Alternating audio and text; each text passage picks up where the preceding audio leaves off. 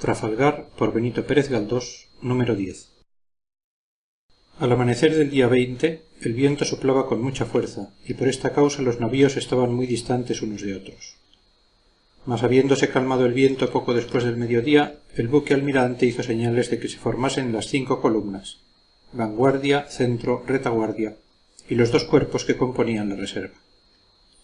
Yo me deleitaba viendo cómo acudían dócilmente a la formación aquellas moles, y aunque a causa de la diversidad de sus condiciones marineras las maniobras no eran muy rápidas y las líneas formadas poco perfectas, siempre causaba admiración contemplar aquel ejército.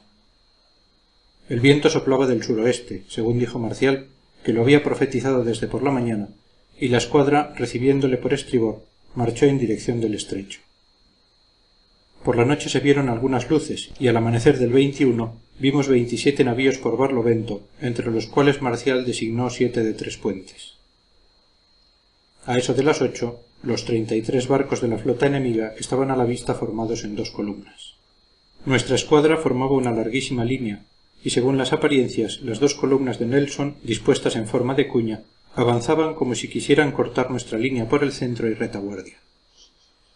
Tal era la situación de ambos contendientes cuando el bucentauro hizo señal de virar en redondo. Ustedes quizá no entiendan esto, pero les diré que consistía en variar diametralmente de rumbo, es decir, que si antes el viento impulsaba nuestros navíos por estribor, después de aquel movimiento nos daba por babor, de modo que marchábamos en dirección casi opuesta a la que antes teníamos. Las proas se dirigían al norte, y este movimiento, cuyo objeto era tener a Cádiz bajo el viento para arribar a él en caso de desgracia, fue muy criticado a bordo del Trinidad y especialmente por Marcial, que decía: «Ya se esparrancló la línea de batalla, que antes era mala y ahora es peor». Efectivamente, la vanguardia se convirtió en retaguardia y la escuadra de reserva, que era la mejor, según oí decir, quedó a la cola. Como el viento era flojo, los barcos de diversa andadura y la tripulación poco diestra, la nueva línea no pudo formarse ni con rapidez ni con precisión. Unos navíos andaban muy aprisa y se precipitaban sobre el delantero, otros marchaban poco, rezagándose o se desviaban, dejando un gran claro que rompía la línea antes de que el enemigo se tomase el trabajo de hacerlo. Se mandó restablecer el orden, pero por obediente que sea un buque no es tan fácil de manejar como un caballo.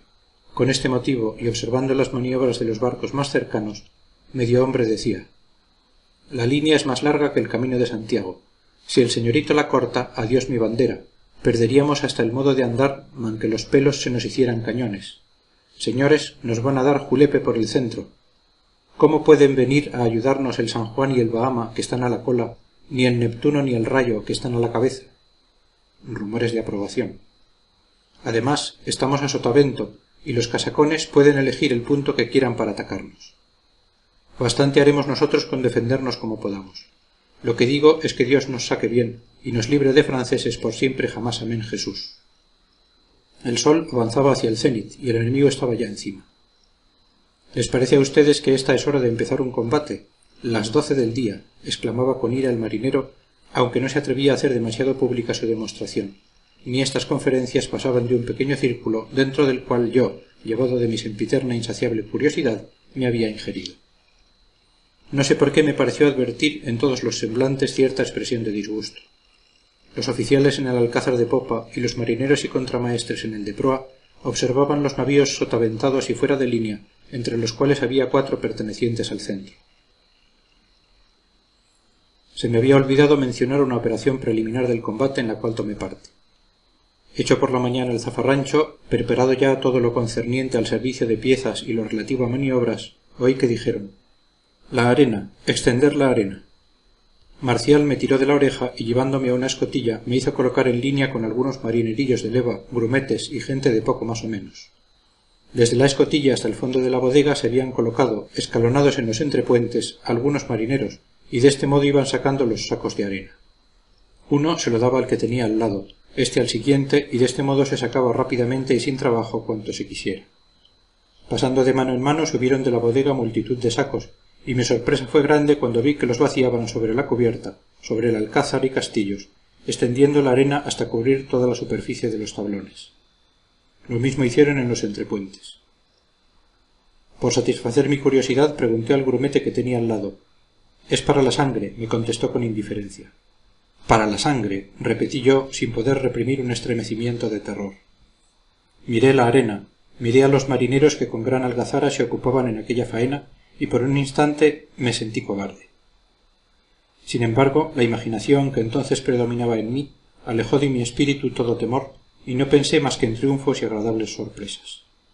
El servicio de los cañones estaba listo, y advertí también que las municiones pasaban de los pañoles al entrepuente por medio de una cadena humana semejante a la que había sacado la arena del fondo del buque. Los ingleses avanzaban para atacarnos en dos grupos. Uno se dirigía hacia nosotros y traía en su cabeza, o en el vértice de la cuña, un gran navío con insignia de almirante. Después supe que era el Victory y que lo mandaba Nelson. El otro traía a su frente el Royal Sovereign, mandado por Collingwood. Todos estos hombres, así como las particularidades estratégicas del combate, han sido estudiados por mí más tarde. Mis recuerdos, que son clarísimos en todo lo pintoresco y material, apenas me sirven en lo relativo a operaciones que entonces no comprendía. Lo que hoy con frecuencia de boca de Marcial, unido a lo que después he sabido, pudo darme a conocer la formación de nuestra escuadra, y para que ustedes lo comprendan bien, les pongo aquí una lista de nuestros navíos, indicando los desviados, que dejaban un claro, la nacionalidad y la forma en que fuimos atacados. Poco más o menos era así. Eran las 12 menos cuarto. El terrible instante se aproximaba. La ansiedad era general, y no digo esto juzgando por lo que pasaba en mi espíritu, pues atento a los movimientos del navío en que se decía estaba Nelson, no pude por un buen rato darme cuenta de lo que pasaba a mi alrededor. De repente nuestro comandante dio una orden terrible. La repitieron los contramaestres. Los marineros corrieron hacia los cabos, chillaron los motones, trapearon las gavias. ¡En facha, en facha!, exclamó Marcial, lanzando con energía un juramento. Ese condenado se nos quiere meter por la popa. A punto comprendí que se había mandado detener la marcha del Trinidad para estrecharle contra el Bucentauro que venía detrás, porque el Victory parecía venir dispuesto a cortar la línea por entre los dos navíos. Al ver la maniobra de nuestro buque, pude observar que gran parte de la tripulación no tenía toda aquella desenvoltura propia de los marineros, familiarizados como Marcial con la guerra y con la tempestad. Entre los soldados vi algunos que sentían el malestar del mareo y se agarraban a los obenques para no caer. Verdad es que había gente muy decidida, especialmente en la clase de voluntarios, pero por lo común todos eran de leva, obedecían las órdenes como de mala gana, y estoy seguro de que no tenían ni el más leve sentimiento de patriotismo. No les hizo dignos del combate más que el combate mismo, como advertí después. A pesar del distinto temple moral de aquellos hombres, creo que en los solemnes momentos que precedieron al primer cañonazo, la idea de Dios estaba en todas las cabezas. Por lo que a mí toca, en toda la vida ha experimentado mi alma sensaciones iguales a las de aquel momento. A pesar de mis pocos años, me hallaba en disposición de comprender la gravedad del suceso, y por primera vez, después que existía, altas concepciones, elevadas imágenes y generosos pensamientos ocuparon mi mente.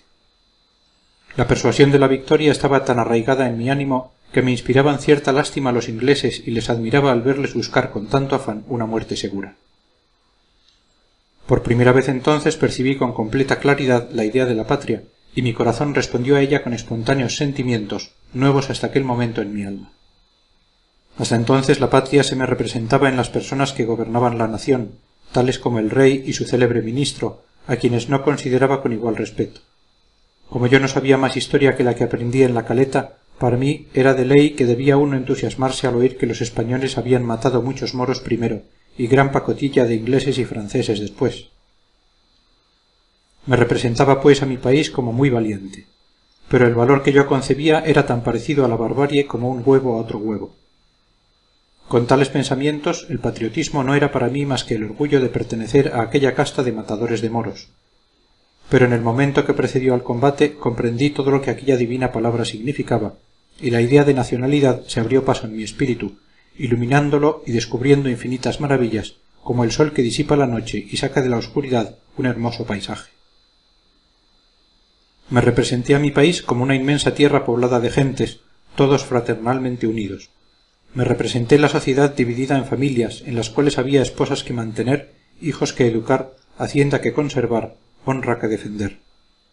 Me hice cargo de un pacto establecido entre ambos seres para ayudarse y sostenerse contra un ataque de fuera, y comprendí que por todos habían sido hechos aquellos barcos para defender la patria, es decir, el terreno en que ponían sus plantas, el surco regado con su sudor, la casa donde vivían sus ancianos padres, el huerto donde jugaban sus hijos, la colonia descubierta y conquistada por sus ascendientes, el puerto donde amarraban su embarcación fatigada del largo viaje, el almacén donde depositaban sus riquezas, la iglesia, sarcófago de sus mayores, habitáculo de sus santos y arca de sus creencias, la plaza, recinto de sus alegres pasatiempos, el hogar doméstico cuyos antiguos muebles, transmitidos de generación en generación, parecen el símbolo de la perpetuidad de las naciones, la cocina, en cuyas paredes ahumadas parece que no se extingue nunca el eco de los cuentos con el que las abuelas amansan la travesura e inquietud de los nietos, la calle, donde se ven desfilar caras amigas, el campo, el mar, el cielo, todo cuanto desde el nacer se asocia a nuestra existencia,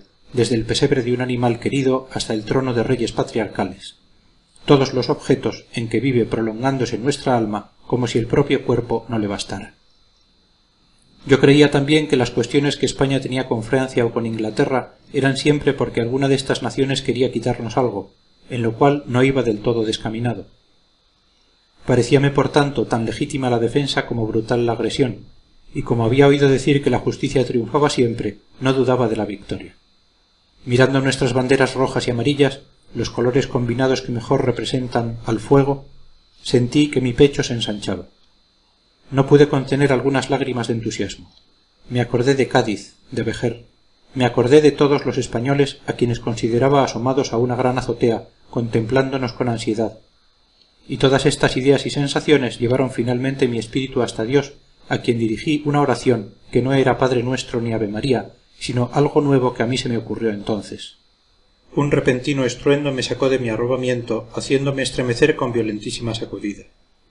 Había sonado el primer cañonazo. Fin del número 10.